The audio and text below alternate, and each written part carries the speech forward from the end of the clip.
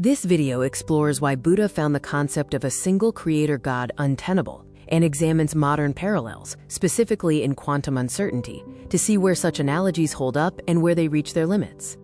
We'll begin by looking at Buddha's logical and ethical arguments, the modern tendency to reframe God's existence as a form of quantum indeterminacy, and finally, whether the tools of physics actually support this analogy. In this first part, we examine Buddha's 4 arguments against a single creator, drawn from the Bhūridatta Jātaka, the Titthāyatana Sutta, and the fundamental logic of dependent origination. Buddha's first argument centers on the problem of evil. He reasoned that if an all-good, all-powerful creator authored everything, then this entity is also responsible for the deceit, theft, and injustice that pervade the world. The second argument involves fatalism. If every pleasure, pain, or experience arises purely from a creator's will, then human agency becomes impossible, rendering all ethical effort and moral responsibility incoherent. Third is the problem of dependent origination. Buddha taught that all things arise from multiple conditions. A single, uncaused first cause breaks this pattern entirely, undermining the very rule that everything requires a cause. Finally, the fourth argument is based on impermanence. Everything observable is in flux. A permanent, unchanging creator exists nowhere in our direct experience of phenomena arising and passing away.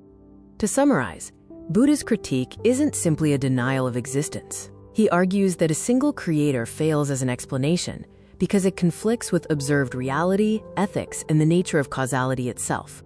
In part 2, we test the idea that God's existence is genuinely indeterminate, much like position and momentum in quantum physics, using the framework of the kataskoti.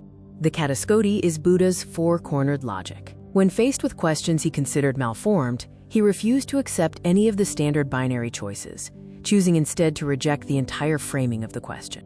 There is a structural parallel here. Much like modern quantum indeterminacy, Buddha's refusal of the 4 standard positions suggests that the binary framework itself may not apply to certain questions. However, this analogy has limits. Heisenberg's uncertainty is precise, quantifiable math, not a general metaphysical mystery. Using it to label God's existence as indeterminate is often criticized by physicists as misapplied. Buddha's refusal was pragmatic. It redirected followers toward liberation. By contrast, using quantum uncertainty as a metaphysical claim attempts to settle the structure of reality, which wasn't Buddha's original aim. In closing, while the instinct to move beyond strict binary logic has precedent in Buddha's teachings, we should be cautious. The physics analogy is borrowed, whereas Buddha's approach was fundamentally practical.